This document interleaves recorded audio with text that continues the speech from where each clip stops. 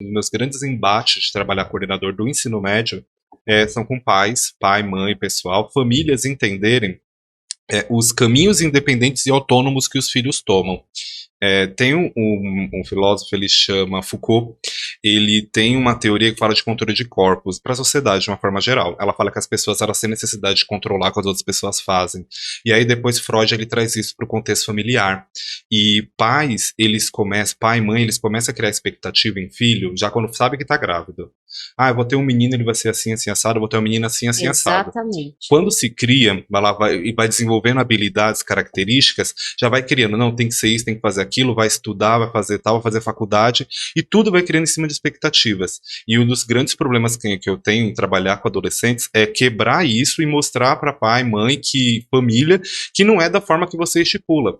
E aí chega nessa fase agora, eu tenho casos lá, por exemplo, de pais que querem escolher a faculdade que o filho vai fazer, que escolher profissão, ou simplesmente fala, você vai terminar o ensino médio, você tem que fazer faculdade. Ainda existe isso, velho? Não, existe muito. E tem casos que eles querem falar assim, a sua única opção é fazer. Não tem essa, tipo assim, tem uma aluna agora, amiga minha, que ela fala assim, ela não quer fazer porque ela não sabe o que ela quer fazer. Ela tem várias possibilidades de faculdade que ela falou que ela faria, se ela porventura fosse fazer, mas ela falou que ela não quer. Ela falou que quando terminar o ensino médio agora, ela tá no terceiro, ela quer talvez arrumar um emprego, talvez fazer um curso de inglês, fazer algumas outras coisas, pensa um dia fazer um intercâmbio, e quando ela tiver decidido fazer faculdade, pronto. Pra família isso não é possível. Não, tem que ser assim.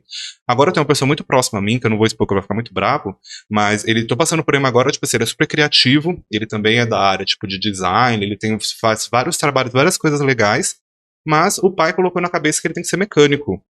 Porque tem uma justificativa assim, que é uma profissão que ninguém quer, que tá acabando, você vai ser colocar tal.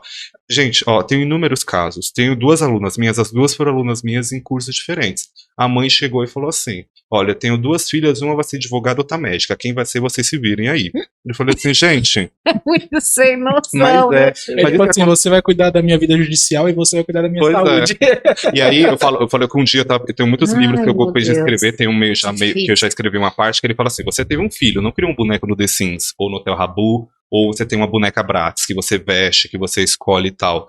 Esse é um dos grandes empecilhos. Eu falei que agora a gente terminou o conselho, tá? A semana eu vou entrar em contato com algumas famílias para falar sobre rendimento de alunos, fechamento de notas agora para a conclusão do ano. Eu já sei que esse é um assunto recorrente, porque chega lá e quer colocar assim, eu fui criada assim, vai ser assim, eu penso assim, vai ser assim, e é muito difícil. Por um lado, eu tive sorte com a minha família, de não me pressionar nesse sentido, questão de profissão de trabalho, porque foi muito por minha conta. Eu tinha umas ideias meio loucas quando era adolescente, algumas outras coisas, mas em questão a outros problemas a gente vê que geralmente tudo gira em torno disso, essa quebra de expectativa. Você saber quando você tem um filho, principalmente, um sobrinho, um neto, ou alguém que você convive, que ela não vai ser da forma que você espera, que você colocou na sua cabeça que tem que ser. E isso é uma quebra de paradigma para a pessoa ela se desprender disso. E acho que é até bom para a saúde da pessoa, né? Tipo, dos pais. Porque aí o menino cria um outro destino, vai ficar doente, né? Porque ainda mais como anda as pessoas hoje, né? Que são confusas, às vezes não querem nem estudar, né? O fato de você já ter um filho que terminou os estudos, você tem que dar parabéns, né? Pois é. Existe uma coisa, o próprio Paulo Freire, ele traz disso, mas ele traz de outra forma, mas Vygotsky, que é outro pensador da área da pedagogia, ele mapeou as múltiplas inteligências. Foi Vygotsky, né? Foi. As múltiplas inteligências. O sistema educacional, de novo, vai bem uma outra crítica agora, ele é formado por notas e por matérias pré-determinadas. E nem sempre ele explora todas as inteligências, os conhecimentos, as habilidades que as pessoas têm.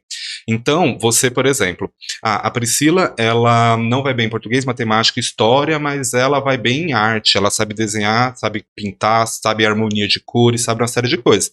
É uma coisa assim, tipo assim, que é dela, é a habilidade dela tal. Já o Rael, ele já sabe com cálculos matemáticos, com lógica, etc. Ele já não vai bem na parte criativa, da comunicação. Só que o sistema educacional ele quer que você tire nota em tudo, que você vá bem em tudo. Então aí já temos uma ideia que vai te obrigar a acontecer isso. E para famílias, às vezes, por exemplo, na minha concepção, eu venho de uma família de advogados. Então, nasceu, por exemplo, o Rael é meu filho homem, ele vai ser advogado. Ponto. Entendeu? Não entende, mas ele nasceu com aptidão para criação, para design, para fazer, para comunicação, para qualquer outra coisa. Só que na minha concepção, ele tem que ser assim. Se não for assim, não é bom. Então essa é uma quebra que eu vou ter que ter nesse sentido. As pessoas entenderem que as pessoas têm habilidades e conhecimentos diferentes. Agora, voltando mais a Paulo Freire, ele entende que todo mundo tem conhecimento, sabe alguma coisa. Paulo Freire, ele começou seus principais trabalhos alfabetizando pessoas da região do extremo árido do Nordeste. Chegava lá, era pessoas que colhiam, pedreiro, coisa tal, que achava que não tinha conhecimento nenhum. Chegar na escola, eu não sei nada, mas sabe muita coisa. Coisa que eu não tenho nem ideia como fazer. Pedir pra eu bater um prego na parede, aí eu vou bater errado. Sim, entendeu? cada um na sua área, né? Cada um na sua área, mas assim, todo mundo tem conhecimento, todo mundo tem habilidades, todo mundo tem aptidão para alguma coisa. E é de se explorar isso. Mas, por exemplo, chega a criança, ela não vai bem na escola, nas matérias formais, mas ela sabe tocar um instrumento. E o que a família faz? Vai deixar de castigo, vai tirar o instrumento, sim, porque ele tem que ir bem na escola, porque é o que o sistema educacional obriga. E aí, se for uma família que tiver assertividade de conseguir explorar realmente, é fazer o quê? Bom, realmente, tem conhecimento básico na escola que a gente precisa ter mesmo, senão a gente vira aí depois, vira um antivacina, vira um terraplanista, né? Então, o conhecimento básico da escola tem que ter. Mas vamos explorar realmente qual que é a sua aptidão. Você tem aptidão para música, para arte, para alguma outra coisa? Isso acontece. Um último casinho assim, para colocar, tem uma aluna minha de 2, 3 anos atrás, ela passou para estudar arte na USP. Super concorrido, super difícil nos últimos tempos. Foi super legal. Mas a família super tradicional queria profissões formais e tradicionais para ela. E aí, na época, eu lembro que foi uma briga de falar, olha, sua filha, ela passou na USP, tipo assim, uma prova, não era só uma prova, tipo assim, de escrita, de conhecimento, tinha prova de teste, de arte mesmo, ela vai ter uma super oportunidade. Mas só porque não é o que vocês estabeleceram como sendo adequado, ela não vai poder correr atrás do que é dela, para viver o resto da vida dela. Então essa é uma discussão recorrente para tudo nessa vida.